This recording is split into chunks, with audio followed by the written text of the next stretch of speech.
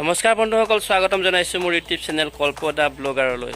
আৰু বন্ধুসকল, আজি নতুন বছৰ, নতুন তাৰিখ। আজি 2021 চনৰ আজি 1 তাৰিখ। আজি 1 তাৰিখে মই আপোনালোকলৈ এই বছৰটোৰ এটা প্ৰথম ভিডিঅ' আপোনালোকৰ কাৰণে বনাইছোঁ। আৰু যোৱা বছৰ মানে 2020 চনটো সকলোৰে বাবে হয়তো বহুত দুখদায়ক, বেদনাদায়ক হ'ব পাৰে। যোৱা কথা পাহৰি যাওক আৰু নতুনকৈ আহিব লগা বছৰটো সুন্দৰভাৱে আদৰি লওক। তাৰে কামনাৰে সকলোৰে বাবে মই আজি গৈ আছোঁ দেওশাল মন্দিৰ, মানে আমাৰ জাগিৰোডত আছে এটি সুন্দৰ শিৱ মন্দিৰ। সকলো ৰাইজৰ কুশলৰ কামনা কৰি আজি মই সেই ভিডিঅ'টো আপোনালোকলৈ আগবঢ়াইছোঁ। ব'লক আজি আমি সেই ভিডিঅ'টো আৰম্ভ কৰোঁ। আৰু এই বন্ধুসকল, মোৰ লগত আজি আছে মোৰ কণমানি ছোৱালীজনী, আৰু লগত যাব মোৰ পৰিবাৰ, মোৰ পত্নী। ইয়াৰ পিছত দেখা পাইছে আপোনালোকে। আজি হয়তো প্ৰথম ভিডিঅ'ত মোৰ পৰিয়াল দেখা পাইছে। এয়া মোৰ পৰিয়াল, মোৰ কণমানি ছোৱালী পৰিজনী। আপোনালোকে হয়তো ফেচবুকত দেখাই পাইছে তাইক। ব'লক আমি আৰু ভিডিঅ'টো আৰম্ভ কৰোঁ। তাইক টুপি চুপি পিন্ধাই লৈছোঁ, যিহেতু ঠাণ্ডা। তাইৰ গাটো বৰ বিশেষ ভাল নহয়, চৰ্দি, নাকৰ পানী হয়তো আপোনালোকে দেখিবই পাব। ব'লক টুপি চুপি পিন্ধি ঠাণ্ডাত তাইক আৰু যাম আৰু তেনেকৈ। আৰু বন্ধুসকল, আমি আহি পালোঁ গোভা দেওৰজা চাৰিভাই দেওশাল মন্দিৰ, মানে যি এই দেওশাল মন্দিৰতে আছে সেই শিৱ মন্দিৰটো। আৰু ইয়ালৈ সোমোৱাৰ আগমুহূৰ্তত আমি কিছুমান কৰিব লগা কাম আছে। মানে মন্দিৰলৈ যি আমি প্ৰসাদ আগবঢ়াম, সেই প্ৰসাদ এই দোকানৰ পৰা ক্ৰয় কৰিব লাগে। যিসকলে ঘৰৰ পৰাই তেওঁলোকৰ মনোকামনা পূৰণাৰ্থে যি প্ৰসাদ লৈ আহে, সেই প্ৰসাদ মন্দিৰত দিব পাৰিব। কিন্তু আমি যিহেতু সেই তেনেকুৱা ঘৰৰ পৰা একো লৈ অহা নাই, ইয়াতেই ল'ম বুলি আহিলোঁ। আৰু ব'লক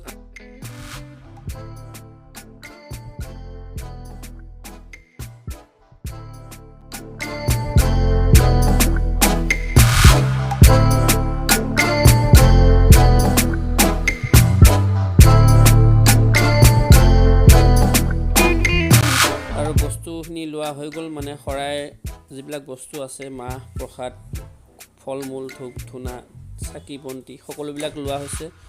আৰু এইটো মন্দিৰ আছে ইয়াতে, হয়তো কিছুমানে ইয়াতেই সেই চাকি ধূপ শলিতা জ্বলাব পাৰে। যিসকলে ভিতৰলৈ যাবলৈ ইচ্ছা নকৰে, যে ইয়াতে জ্বলাই থৈ যাব পাৰে। আৰু ইয়াত নজ্বলালেও এই মন্দিৰৰ ভিতৰেদি গৈ মন্দিৰৰ সন্মুখত দুটা সৰু সৰুকৈ মন্দিৰ আছে, মানে য'ত চাকি ধূপ বন্তি আদি জ্বলাব পাৰে। ব'লক আমি ভিতৰলৈ যাওঁ।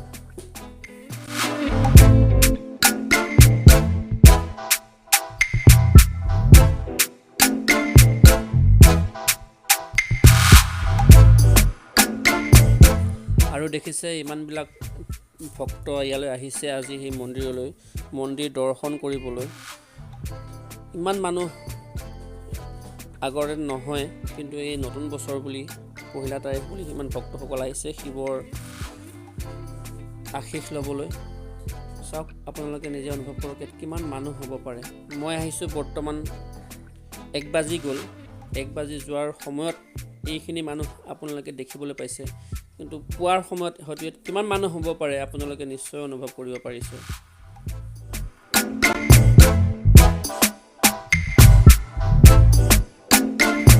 আৰু এয়াই হৈছে গোভা দেওৰজা চাৰিভাই দেওশাল শিৱ মন্দিৰ। মানে গোভা ৰজাৰ যি 4জন ককাই ভাই আছিল, তেওঁলোকৰ সেই উপাস্য দেৱতা, উপাস্য দেও যি মন্দিৰ, তেওঁলোকে তাকে দেওশাল বুলি কৈছে। আৰু তেওঁলোকৰ উপাস্য দেৱতা আছিল শিৱ। সেইকাৰণে এইখন শিৱ মন্দিৰ আৰু দেওশাল বুলি কৈছে, তেওঁলোকৰ উপাস্য দেৱতাৰ স্থান। আৰু আজিলৈ সেই কালক্ৰমত এই গোটেই জেগাৰ ঠাইডোখৰেই দেওশাল নামেৰে পৰিচিত হৈ পৰিছে। আচলতে দেওশাল মন্দিৰ বুলি ক'লে সেইটো বিশেষকৈ শিৱ মন্দিৰকে বুজায়, যিহেতু সেই গোভা ৰজাসকলৰ উপাস্য দেৱতা আছিল শিৱ। সেই দেওশাল আৰু সেই শিৱ মন্দিৰ একেটাই হয়।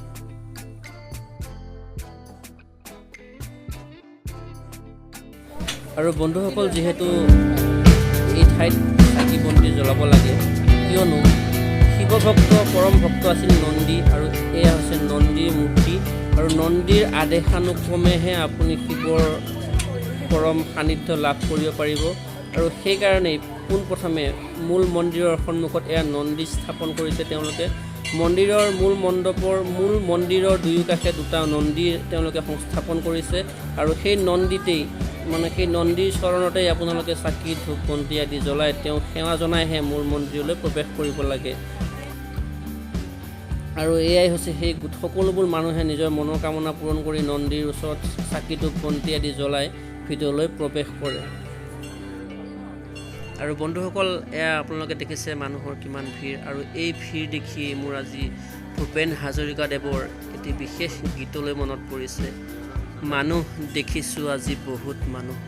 হয় বন্ধুসকল, এয়া দেখিছে মানুহৰ ভিৰ, মানুহৰ ভৰি দিব জেগা নোহোৱা মন্দিৰৰ গেটৰ সন্মুখৰ পৰাই ভিতৰলৈকে ইমান মানুহ হৈছে যে মানুহ ইজনৰ পিছত সিজন মানুহ গাত লগালগি হৈ আছে, মানুহক ভৰি দিব নোৱাৰে।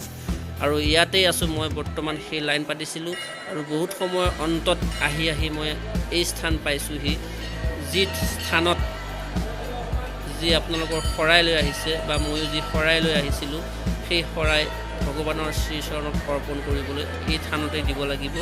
আৰু এই পূজাৰীসকলে ৰাতিপুৱাৰে পৰা অশেষ কষ্ট কৰি এই ভক্তৰ কাৰণে তেওঁলোকে বহি আছে, তেওঁলোকৰ মনৰ কামনা পূৰণৰ অৰ্থে যি আশীৰ্বাদ দিব তেওঁলোকে সেই আশীৰ্বাদ এই স্থানতেই দিয়ে।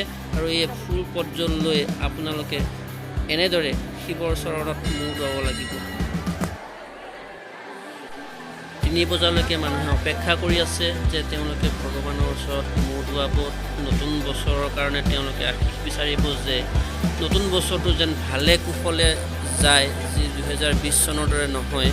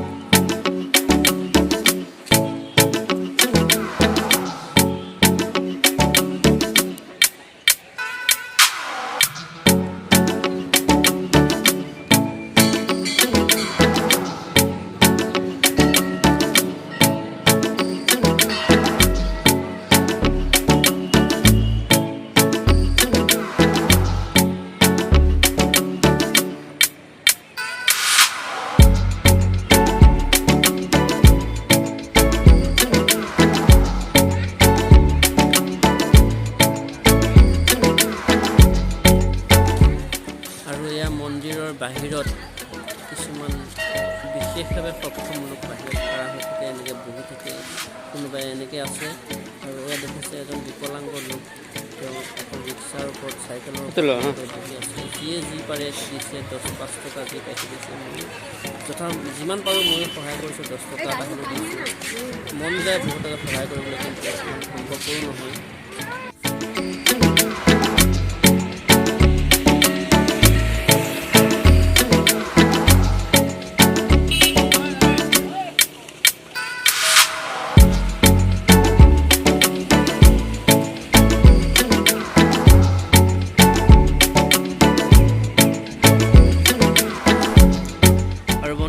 মই পূজা কৰি ওলাই আহিলোঁ, আৰু ওলাই আহি বাহিৰৰ পৰা পৰিৱেশটো আপোনালোকক দেখুৱাবলৈ চেষ্টা কৰিছোঁ যে বাহিৰৰ পৰা মন্দিৰটো দেখিবলৈ কেনেকুৱা লাগে। এয়া চাওক, কি এটা সুন্দৰ পৰিৱেশৰ মাজত মন্দিৰটো স্থাপন কৰিছে, কিমান সুন্দৰ লাগিছে মন্দিৰটো দেখিবলৈ। আৰু এয়া মানুহৰ এতিয়াও ভিৰ চলি আছে, এইখিনি সময়লৈকে প্ৰায় 4 বাজিবৰ হৈছে, আৰু তেতিয়ালৈকে মানুহ এনেকৈ অহা যোৱা কৰিয়েই আছে মন্দিৰটোৰ ভিতৰলৈ।